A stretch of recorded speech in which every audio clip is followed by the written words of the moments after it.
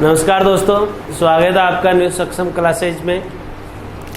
जैसा कि अपने पिछले वीडियो में भौतिक प्रदेशों के निर्माण के बारे में पढ़ा था कि सबसे पहले कौन सा भौतिक प्रदेश बना, उसके बाद में कौन सा बना और सबसे नया भौतिक प्रदेश अपना कौन सा है, उन्हीं का एक एक का अध्ययन करेंगे। पिछले वीडियो में अपन ने देखा था कि भारत में सबसे पहले जब पेंजिया का विखंडन हुआ तो सबसे पहले कौन सा भौतिक प्रदेश बना था? प्रायद्वीपीय पठारी प्रदेश। प्रायद्वीपीय पठारी प्रदेश। तो सबसे प्राचीन भौतिक प्रदेश कौन सा है अपना? पठारी प्रदेश सबसे पुराना है। और सबसे नवीन भौतिक प्रदेश कौन सा है अपना? हिमालय पर्वतमाला। हिमालय पर्वतमाला। एक क्वेश्चन ये भी आता है कि भारत में कौन कौन से या भारत को कितने भौतिक प्रदेशों में डिवाइड किया गया है। तो भारत को प्रायद्वीपीय पठारी प्रदेश, हिमालय पर्वतमाला, उत्तर का मैदान, इसके अलावा अपना मरुस्थलीय प्रदेश,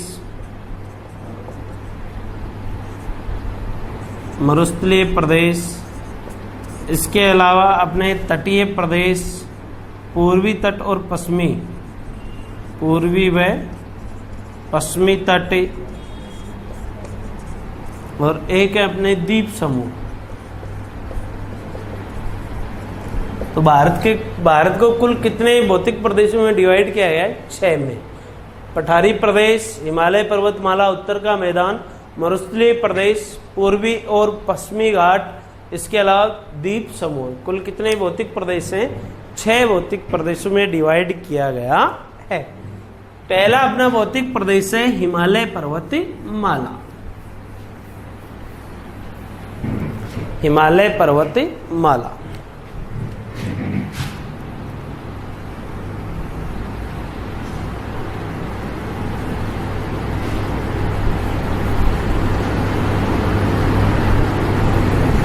देखो, हिमालय पर्वतमाला भारत के किस भाग में? उत्तर पश्चिमी भाग में, उत्तर पूर्वी भाग में। उत्तर पश्चिमी भाग में क्या है? थार का रेगिस्तान। उत्तर पूर्वी भाग में हिमालय पर्वतमाला भारत में भी है और पाकिस्तान में भी इसका विस्तार है। किस भाग में? यहाँ पर है उत्तर पूर्वी भाग में, अरुणाचल प्रदेश से लेकर जम्मू कश्मीर तक। अरुणाचल प्रदेश से लेकर कहाँ तक फैली हुई है? जम्मू कश्मीर तक फैली हुई है।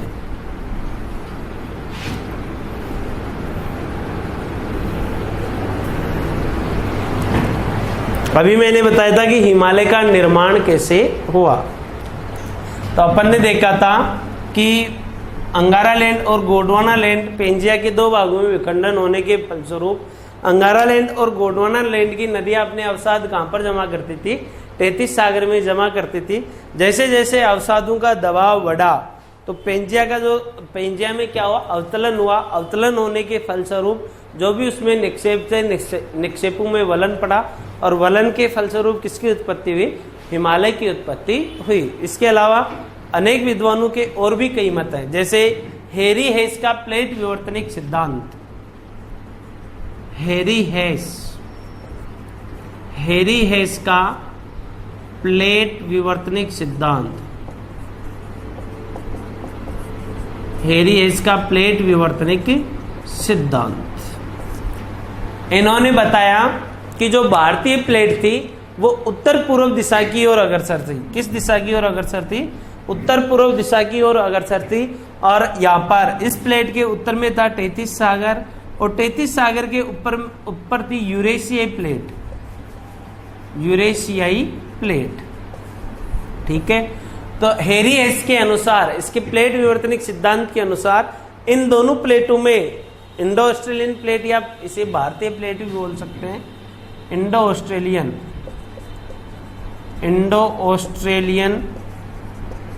प्लेट या भारतीय प्लेट। ठीक है। भारतीय प्लेट और यूरेशियाई प्लेट में क्या हुआ? टकराव हुआ। टकराव होने के फलस्वरूप जो तैतीस सागर था इसके अवसादों में क्या पड़े? वलन पड़े। और वलन पड़ने के फलस्वरूप एक नवीन वलित मोड़दार पर्वत श्रृंखला की उत्पत्ति हुई, जो भारत के उत्तर पूर्व दिशा में विस्तृत है और जिसका नाम क्या है, हिमालय पर्वतमाला। हिमालय पर्वतमाला। इसके निर्माण में कई करोड़ों वर्ष लगे। ऐसा नहीं कि एक ही दिन में प्लेटें भिड़ गई, आपस में पास पास आ गई और टकराव के कारण वलन पड़ गया। कई करोड़ों वर्षों की इसमें समय लगा है हिमालय की उत्पत्ति में। तो हिमालय पर्वतमाला विश्व की, भारत की नहीं, विश्व की क्या है, विश्व की सबसे नवीन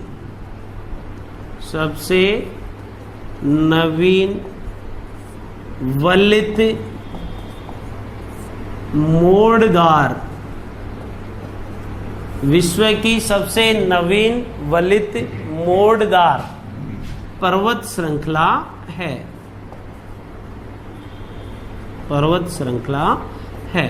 नवीन का मतलब नई, वलित का मतलब क्या होता है, वलित का मतलब घुमावदार से नहीं है। यहाँ पर वलित का मतलब है पूरी की पूरी जो श्रृंखला है वो एक सतत रूप में है, यानी कि लगातार इसकी श्रेणियां हैं, बीच में से कटी फटी नहीं है। जैसा कि अपने भारत की बात करें तो सबसे प्राचीन पर्वत श्रृंखला है अरावली पर्वतमाला, जो कि अरावली पर्वतमाला जब उसका भी निर्माण हुआ था तब वो भी किस अवस्था में थी, वलित अवस्था में, यानी कि पूरी की पूरी एक सतत रूप से थी। वर्तमान में वो कैसी अवशिष्ट, यानी कि बीच में से कट फट गई अपर्दन के फलस्वरूप। तो ये हिमालय जो पर्वतमाला है विश्व की सबसे नवीन वलित मोड़दार पर्वत श्रृंखला है। आगे देखो ये कहां फैली हुई है, लंबाई कितनी है इसकी, चौड़ाई कितनी है। तो हिमालय पर्वतमाला भारत में, हिमालय भारत में यहाँ पर अपने तिब्बत से नदी निकलती है सिंधु, एक तो निकलती है सिंधु तिब्बत से, एक तो निकलती है सिंधु और एक निकलती है ब्रह्मपुत्र। ये कौन सी है, सिंधु।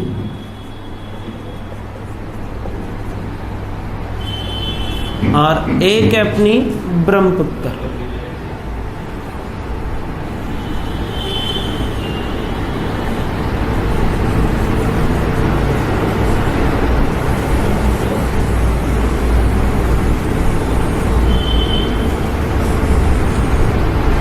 ये अपनी ब्रह्मपुत्र। भारत में हिमालय पर्वतमाला उत्तर में सिंधु नदी के मोड़ पर स्थित नंगा पर्वत, कहां से है, नंगा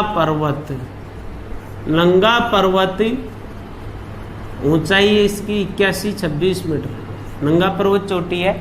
नंगा पर्वत सिंधु नदी के मोड़ पर स्थित नंगा पर्वत जम्मू कश्मीर से लेकर पूर्व में कौन सी नदी है, ब्रह्मपुत्र नदी के नामचा बरवा तक, ब्रह्मपुत्र नदी के मोड़ पर स्थित नामचा बरवा श्रेणी तक कितने किलोमीटर की लंबाई में, 2500 किलोमीटर की लंबाई में है। कितने किलोमीटर लंबी है, 2500। कई जगह आपको इसकी लंबाई 2400 किलोमीटर भी मिलेगी।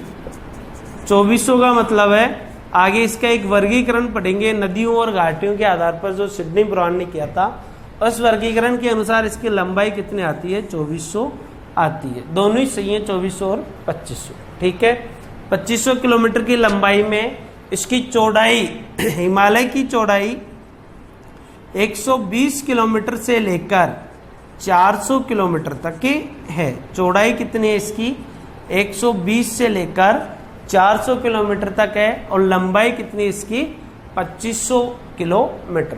यह भारत में, हिमालय पर्वतमाला भारत में लगभग 5 लाख वर्ग किलोमीटर में, कितने क्षेत्रफल में फैला हुआ है, 5 लाख वर्ग किलोमीटर में फैला हुआ है। हिमालय की 4 श्रेणियां हैं। कितनी श्रेणियां हैं, 4। इन चारों श्रेणियों का निर्माण अलग अलग समय में हुआ है। सबसे जो उत्तरी श्रेणी है उसका नाम है trans Himalaya. Trans Himalaya. Trans Himalaya के दक्षिण में है वृहद हिमालय। वृहद हिमालय, वृहद हिमालय के दक्षिण में है लघु हिमालय। लघु हिमालय, और लघु हिमालय के दक्षिण में शिवालिक हिमालय, और शिवालिक हिमालय के दक्षिण में उत्तर का मैदानी प्रदेश। उत्तर का मैदानी प्रदेश। कितनी श्रेणी है इसकी? 4। सबसे उत्तर में ट्रांस हिमालय, ट्रांस हिमालय के दक्षिण में वृहद हिमालय, वृहद हिमालय के दक्षिण में लघु हिमालय, और लघु हिमालय के दक्षिण में शिवालिक हिमालय, और शिवालिक हिमालय के दक्षिण में उत्तर का मैदानी प्रदेश। जो अपने उत्तर भारत का मैदानी भाग है, जो नदियों के द्वारा सिंचित होता है, सबसे उपजाऊ और सर्वाधिक जनसंख्या वाला भौतिक प्रदेश है उत्तर का मैदानी प्रदेश। वो किसके दक्षिण में? शिवालिक हिमालय के दक्षिण में स्थित है। आगे देखो, सबसे पहले आता है अपना ट्रांस हिमालय। हिमालय का सबसे उत्तरी भाग है ट्रांस हिमालय। ट्रांस हिमालय, हिमालय की सभी श्रेणियों में, चारों श्रेणियों में सबसे पहले किसका निर्माण हुआ था? ट्रांस हिमालय का। यानी कि हिमालय में सबसे प्राचीन हिमालय की जो श्रेणी है कौन सी है? ट्रांस हिमालय है।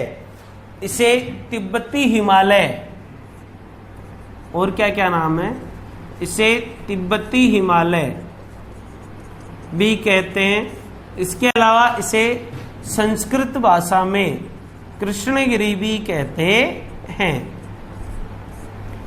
संपूर्ण जो ट्रांस हिमालय, ट्रांस हिमालय में कैसी चट्टानें कैसी पाई जाती हैं? तो ट्रांस हिमालय में अवसादी चट्टानें पाई जाती हैं। अभी मैंने बताया था कि अवसादों में क्या पड़े? वलन पड़े, और वलन के फलस्वरूप क्या बना? हिमालय बना। तो इसमें चट्टानें कैसी पाई जाती हैं? अवसादी चट्टानें पाई जाती हैं। और ट्रांस हिमालय का अधिकांश भाग कैसा है? वनस्पति रहित है। वनस्पति रहित, ट्रांस हिमालय का अधिकांश भाग कैसा है? वनस्पति रहित भाग है। ट्रांस हिमालय की 4 श्रेणियां हैं। इस ट्रांस की कितनी श्रेणियां हैं? 4 श्रेणियां। ट्रांस हिमालय की 4 श्रेणियां हैं। पहली है कैलाश, दूसरी है काराकोरम, तीसरी है लद्दाख, और चौथी है जास्कर। कितनी श्रेणियां इसकी? 4। कौन कौन सी? कैलाश, काराकोरम, लद्दाख और जास्कर। हिमालय की कितनी, ट्रांस हिमालय की कितनी श्रेणियां हैं? 4 श्रेणियां। इनका क्रम भी यही है। कई बार क्रम भी पूछते हैं इनका एग्जाम में कि ट्रांस हिमालय की श्रेणियों को उत्तर से दक्षिण या दक्षिण से उत्तर की ओर व्यवस्थित कीजिए। तो इनका उत्तर से दक्षिण की ओर सही क्रम है कैलाश, काराकोरम, लद्दाख और जास्कर। ठीक है दोस्तों, आगे देखो, जो काराकोरम श्रेणी है, काराकोरम जो श्रेणी है, यह हिमालय की संपूर्ण, जितने भी आगे पढ़ेंगे अपन, वृहद हिमालय, लघु हिमालय में जैसे पीर पंजाल है, धौलाधार है, मसूरी, रीवा, इन सभी श्रेणियों में सबसे ऊंची श्रेणी कौन सी है? काराकोरम श्रेणी है। काराकोरम श्रेणी पर एक चोटी है K2 या गोडविन ऑस्टिन, K2 या गोडविन ऑस्टिन, K2 या गोडविन ऑस्टिन, यह भारत की सबसे ऊंची चोटी है। ठीक है, और इस चोटी की ऊंचाई है 8611 मीटर। तो भारत की सबसे ऊंची चोटी कौन सी है? K2 या गोडविन ऑस्टिन। कहां पर स्थित है? ट्रांस हिमालय में। और ट्रांस हिमालय की कौन सी श्रेणी में? काराकोरम श्रेणी में स्थित है, और इसकी ऊंचाई कितनी है? 8611 मीटर। लेकिन यह जो चोटी है ये कहां पर स्थित है? पाक अधिकृत कश्मीर में। ठीक है, पाक अधिकृत कश्मीर में स्थित है। इसके अलावा जो लद्दाख श्रृंखला है, लद्दाख श्रृंखला पर विश्व की सर्वाधिक विश्व की सर्वाधिक तीव्र ढलान वाली चोटी, सर्वाधिक तीव्र ढलान वाली चोटी, विश्व की सर्वाधिक तीव्र ढलान वाली चोटी है राकापोसी, राकापोसी, जो कहां पर स्थित है? लद्दाख श्रृंखला में स्थित है और इसकी ऊंचाई है 7788 मीटर। कितने मीटर ऊंची है ये? 7788 मीटर ऊंची है, जो विश्व में सर्वाधिक तीव्र या खड़े ढलान वाली चोटी है। किस श्रृंखला में स्थित है? लद्दाख श्रृंखला में स्थित है। आगे देखो, जो सिंधु नदी है, सिंधु नदी, सिंधु नदी, सिंधु नदी कौन कौन सी ट्रांस हिमालय की कौन सी श्रेणियों के मध्य से बहती है? तो सिंधु नदी लद्दाख, लद्दाख व जास्कर कौन सी श्रेणियों के बीच से बहती है? लद्दाख और जास्कर श्रेणियों के बीच से बहती है। और इन दोनों श्रेणियों में बहने के बाद यह जम्मू कश्मीर में एक जगह गिलगित, गिलगित, गिलगित के समीप ये एक गार्ज बनाती है। गार्ज का मतलब नदी जब अधिक ऊंचाई से गिरती है तो इसका जल उतना ही नीचे गड्ढा करता है और वो गड्ढा ही क्या कहलाता है? गार्ज कहलाता है। ठीक है, आगे पढ़ेंगे गार्ज, कैनियन वगैरह, इनमें अंतर भी देखेंगे। तो गिलगित के समीप सिंधु नदी क्या बनाती है? गार्ज बनाती है और इस गार्ज का नाम है बुंजी गार्ज। कौन सा गार्ज बनाती है? बुंजी गार्ज। बुंजी गार्ज या इसे सिंधु गार्ज भी कहते हैं, बुंजी गार्ज या सिंधु गार्ज भी कहते हैं। और इस गार्ज की गहराई है 5200 मीटर। विश्व का सबसे गहरा गार्ज, विश्व का सबसे गहरा गार्ज, विश्व का सबसे गहरा गार्ज कौन सी नदी बनाती है? सिंधु नदी बनाती है। कहां पर बनाती है? गिलगित के समीप जम्मू कश्मीर में बनाती है। और इस गार्ज की गहराई कितनी है? तो 5200 मीटर इस गार्ज की गहराई है। इसे बुंजी गार्ज या सिंधु गार्ज के नाम से भी जाना जाता है। क्या कहते हैं इसे? बुंजी गार्ज या सिंधु गार्ज भी कहते हैं। जो कैलाश श्रेणी है ट्रांस हिमालय की, कैलाश श्रेणी पूर्ण रूप से कहां पर है? चीन में स्थित है। कैलाश श्रेणी कहां पर है? चीन में स्थित है। ऐसी भी मान्यता है कि जो कैलाश श्रेणी है, कैलाश श्रेणी पर आज तक कोई पर्वतारोही या कोई भी पर्वतारोही दल ऊपर तक नहीं जा पाया, ऐसा बताते हैं। अपने ऋषि मुनियों के अनुसार ट्रांस, ये जो कैलाश श्रेणी है, कैलाश श्रेणी के पास से 4 श्रृंखलाएं निकलती हैं जो अपने को 4 दिशाओं का बोध कराती हैं, उत्तर, दक्षिण, पूर्व, पश्चिम। और अपने प्राचीन जो ऋषि मुनि हैं वो कैलाश श्रृंखला के बारे में बताते हैं कि स्वयं भगवान शिव का निवास कहां पर है? कैलाश श्रेणी पर है। और यही पृथ्वी का क्या है? केंद्र है। यहाँ से 4 दिशाओं में जो 4 पर्वतमालाएं निकल रही हैं, हिमालय, क्योंकुल, थिएनशान, नानशान, ये चीन की ओर है, क्योंकुल, थिएनशान, नानशान। इसके अलावा हिंदकुश और किर्थर और सुलेमान। ठीक है, 4 दिशाओं में 4 श्रेणियां हैं। ये 4 दिशाओं का बोध कराती हैं। और ऋषि मुनि इसी कैलाश जो श्रृंखला है इसे पृथ्वी का क्या मानते हैं? सेंटर भी मानते हैं। आगे देखो, ट्रांस हिमालय व वृहद हिमालय, ट्रांस हिमालय व वृहद हिमालय किस गैप या किसके द्वारा अलग होते हैं? यानी कि इनके बीच में ऐसी कौन सी जगह है जिससे ये दोनों क्या होते हैं? पृथक होते हैं। तो ट्रांस हिमालय और लघु हिमालय, ये तीनों के याद रखने के हैं अपने को। जैसे लघु हिमालय, शिवालिक किससे अलग होते हैं? लघु और महान किससे अलग होते हैं? तो ट्रांस हिमालय व वृहद हिमालय हिंज लाइन या सच्चर जोन के द्वारा, ट्रांस हिमालय या 1 मिनट थोड़ा सा मिटा लेते हैं।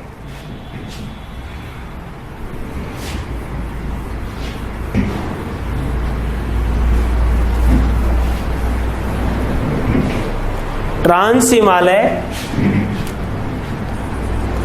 ट्रांस हिमालय और वृहद हिमालय, ट्रांस हिमालय और बृहद हिमालय, ये दोनों किसके द्वारा अलग होते हैं? तो ये हिंज लाइन या सच्चर जोन, हिंज लाइन या सच्चर जोन के द्वारा दोनों क्या होते हैं? अलग होते हैं। ये था दोस्तों अपना ट्रांस हिमालय। ठीक है, आगे बढ़ते हैं। आगे आता है अपना बृहद हिमालय। कौन सा हिमालय? बृहद हिमालय।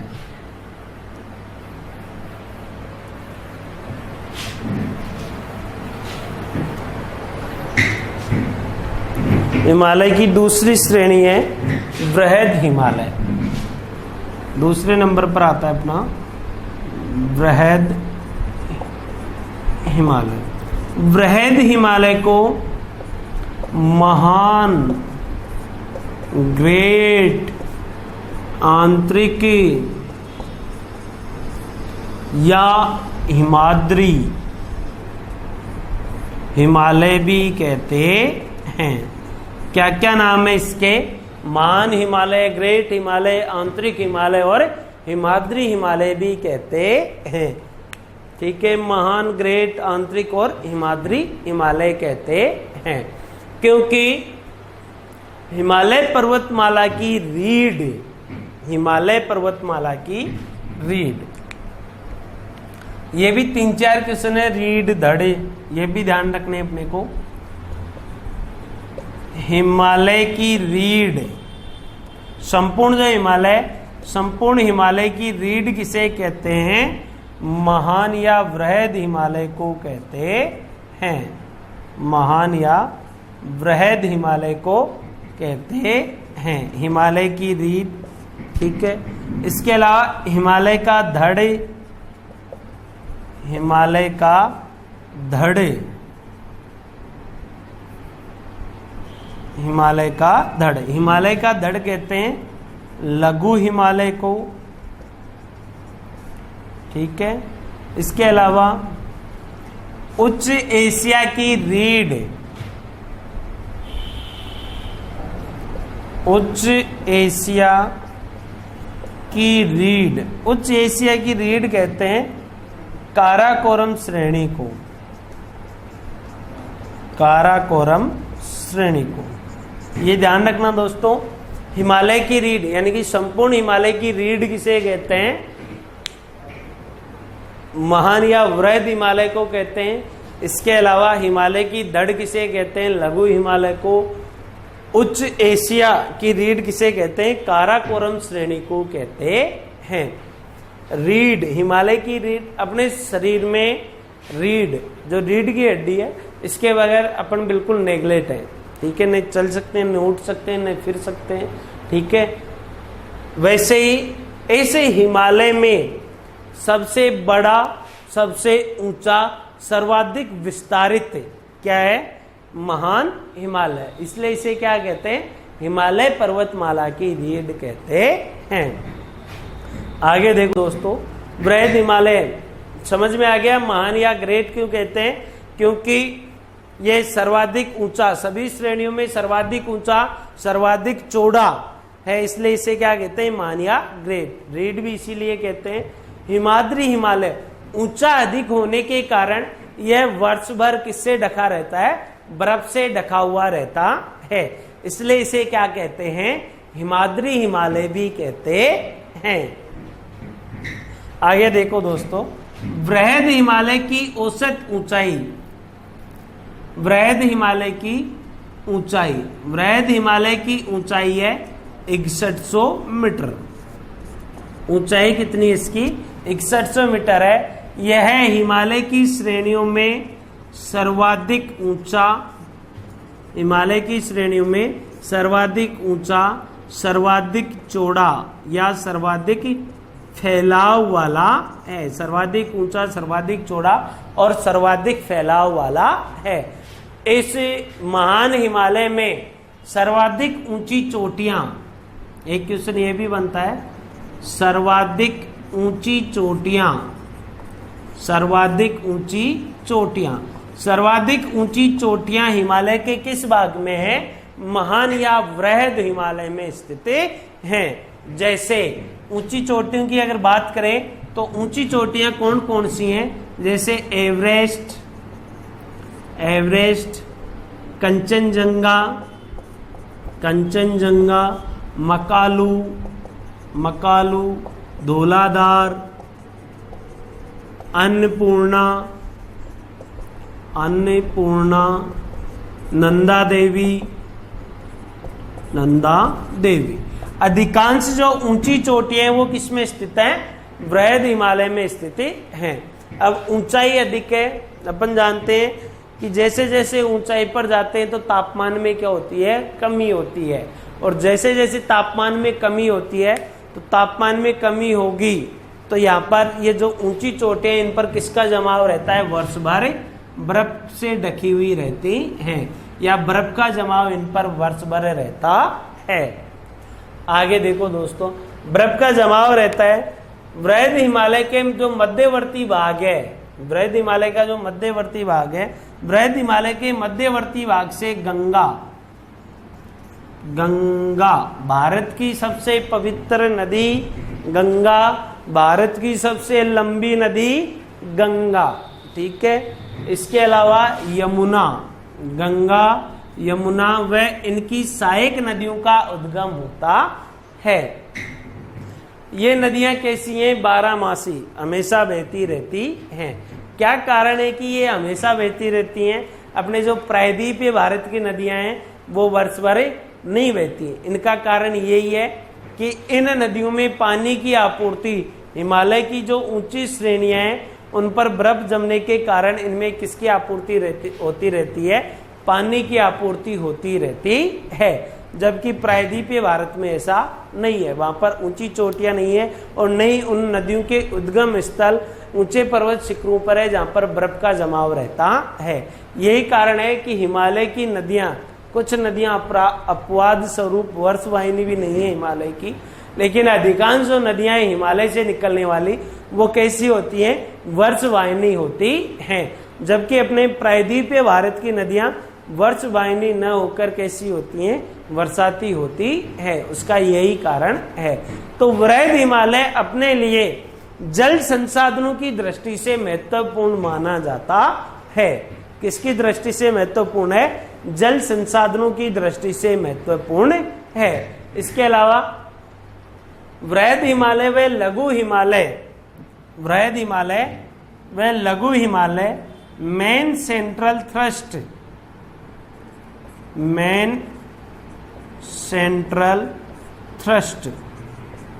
किसके द्वारा अलग होते हैं, मेन सेंट्रल थ्रस्ट के द्वारा अलग होते हैं। महान हिमालय व लघु हिमालय के बीच में कश्मीर घाटी, कश्मीर, कांगड़ा, कुल्लू आदि घाटियां भी स्थित हैं। इसके अलावा महान हिमालय व लघु हिमालय में, या लघु हिमालय और महान हिमालय के ढलानों पर करेवा के निक्षेप पाए जाते हैं। किसके निक्षेप पाए जाते हैं, करेवा। करेवा क्या होता है, इसका क्वेश्चन बहुत एग्जामों में आया हुआ है, इंपॉर्टेंट चीज है करेवा। करेवा किसे कहते हैं, तो हिमोड निक्षेप से या हिमोड निक्षेप से जो झील नुमा आकृति बनती है, या हिमोड निक्षेप के जो अवशेष, हिमोड का मतलब बर्फ, बर्फ के निक्षेप के जो अवशेष होते हैं झील नुमा बहुत ज्यादा इकट्ठे हो जाए, वो क्या कहलाते हैं, करेवा। और इस करेवा पर किसकी खेती की जाती है, केसर की खेती की जाती है। करेवा पर किसकी खेती की जाती है, केसर की खेती की जाती है। सर्वाधिक जो करेवा है अपने को लघु हिमालय और वृहद हिमालय के ढलानों पर देखने को मिलते हैं। ठीक है, तो ये एक क्वेश्चन और बनता है इसका, करेवा का। करेवा पर किसकी खेती की जाती है, केसर की खेती की जाती है। करेवा खेते किसे हैं, तो हिमोड निक्षेप के अवशेषों से बनी स्थल आकृति या हिमोड निक्षेप से बनी झील नुमा आकृति जो होती है उसे क्या कहते हैं, करेवा कहते हैं। और करेवा पर किसकी खेती की जाती है, केसर या जाफरान की खेती की जाती है। आगे देखो दोस्तों, ऊंची चोटियों की अगर बात करें, जैसे सबसे हिमालय की सबसे ऊंची चोटी है एवरेस्ट, माउंट एवरेस्ट। ऊंचाई है इसकी 8,848 मीटर। किस देश में? नेपाल में। कहां पर है ये? नेपाल में स्थित है। ठीक है। नेपाल में माउंट एवरेस्ट को, माउंट एवरेस्ट के और भी नाम है। नेपाल में माउंट एवरेस्ट को क्या कहते हैं? सागर माथा या गौरी शंकर भी कहते हैं। नेपाल में एवरेस्ट को क्या कहते हैं? सागर माथा या गौरी शंकर। इसका नाम एवरेस्ट क्यों रखा गया? माउंट एवरेस्ट ऊंचाई है 8,848 मीटर। किस देश में? नेपाल में। नेपाल में इसे क्या कहते हैं? सागर माथा या गौरी शंकर। नेपाल में इसे क्या कहते हैं? सागर माथा या गौरी शंकर। इसके अलावा चीन में माउंट एवरेस्ट को क्या कहते हैं? चोमोलुग्मा। चोमोलुग्मा। चोमोलुग्मा का अर्थ होता है चीनी भाषा में पर्वतों की रानी। पर्वतों की रानी। तो चीन में इसे क्या कहते हैं? चोमोलुग्मा भी कहते हैं। यह सबसे ऊंची चोटी है। ऐसा बताया जाता है कि माउंट एवरेस्ट जो चोटी है, माउंट एवरेस्ट चोटी की खोज भारतीय पुरातात्विक सर्वेक्षण विभाग के एक अधिकारी थे, सर जॉर्ज एवरेस्ट। उन्होंने किस चोटी की खोज की थी? माउंट एवरेस्ट की खोज की थी। और उन्हीं के नाम पर इस चोटी का नाम क्या रखा गया था? माउंट एवरेस्ट नाम रखा गया था। ठीक है। माउंट का मतलब पहाड़ और एवरेस्ट, क्योंकि एवरेस्ट जो महोदय थे सर जॉर्ज एवरेस्ट, उन्होंने इसकी खोज की थी, इसलिए इसका नाम क्या रखा गया? माउंट एवरेस्ट रखा गया। अगली है कंचनजंगा।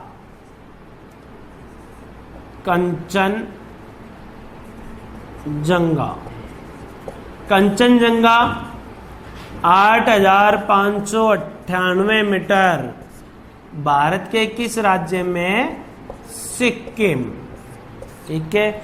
भारत एक अभी पहले भी पढ़ी थी अपन ने, K2 ऊंचाई थी उसकी 8,611 मीटर है। अभी मैंने बताया था कि भारत की सबसे ऊंची चोटी कौन सी है? K2। लेकिन K2 कहां पर है? पाक अधिकृत कश्मीर में स्थित है।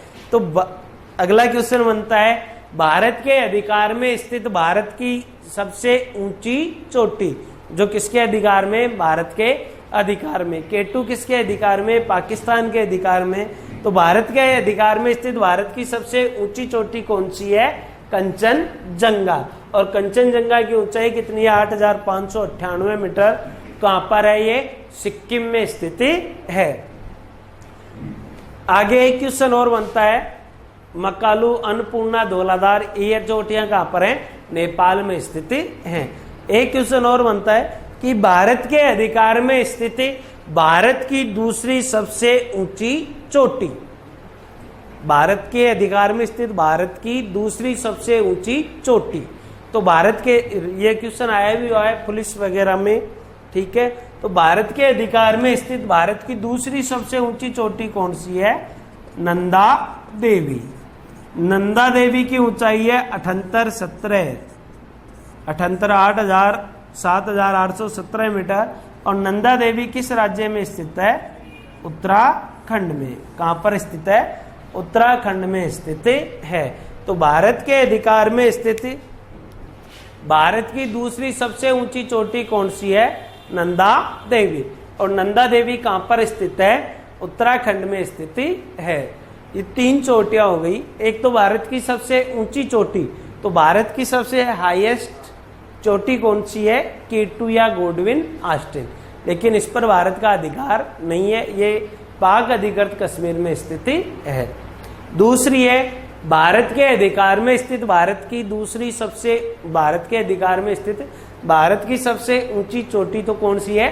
कंचनजंगा 8,598 मीटर। कहां पर है? सिक्किम में स्थित है। अगला क्वेश्चन अपना बनता है कि भारत के अधिकार में स्थित भारत की दूसरी सबसे ऊंची चोटी। तो दूसरी सबसे ऊंची चोटी कौन सी अपनी? नंदा देवी 78-17 मीटर। ये भी पूर्ण रूप से किसके अधिकार में? भारत के अधिकार में है। तो ये थी अपने वृहद हिमालय की ऊंची चोटियां। आगे देखो दोस्तों,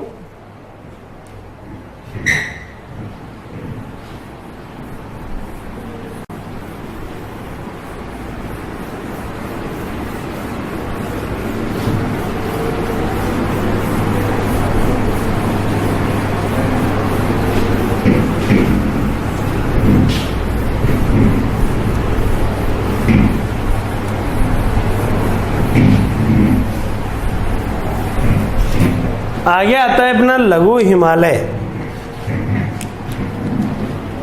आगे आता है अपना तीसरी जो श्रेणी है हिमालय की, लघु हिमालय।